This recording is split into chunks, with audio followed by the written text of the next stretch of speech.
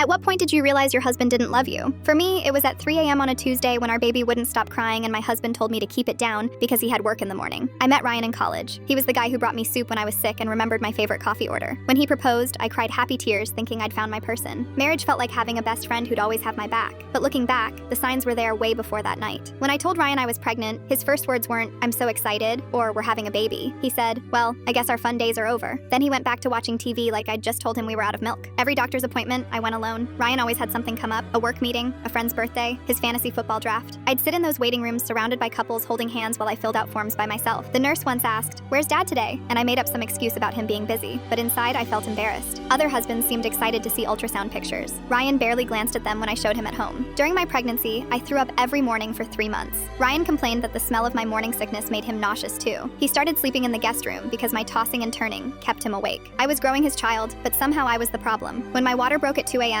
I had to wake Ryan up 3 times. He drove to the hospital going exactly the speed limit while I gripped the door handle through contractions. In the delivery room, he sat in the corner chair scrolling through his phone. When I screamed during a particularly bad contraction, he looked up annoyed and said, "The nurse said this was normal, right?" Our daughter Emma was born after 18 hours of labor. When the doctor placed her on my chest, I was crying and exhausted and overwhelmed with love. I looked over at Ryan expecting to share this incredible moment. He was taking a selfie. The first few weeks home were brutal. Emma cried constantly. I was running on 2 hours of sleep, trying to figure out breastfeeding and healing from giving birth. Ryan went back to work after 3 days and came home expecting dinner on the table like nothing had changed. I asked him to help with night feedings. He said, "You're breastfeeding anyway, so what's the point of both of us being tired?" I started doing everything alone. Diaper changes, feedings, doctor visits, grocery runs with a screaming baby. Ryan's friends would come over to meet Emma. They'd coo over her and tell Ryan how lucky he was. He'd smile and nod like he was this devoted dad. But the second they left, he'd hand her back to me saying she probably needed something. One evening, I was making dinner while bouncing Emma because she was fussy. I asked Ryan to hold her for 5 minutes so I could finish cooking. He sighed dramatically and said, "I just got home from work. Can't I have 5 minutes to relax?"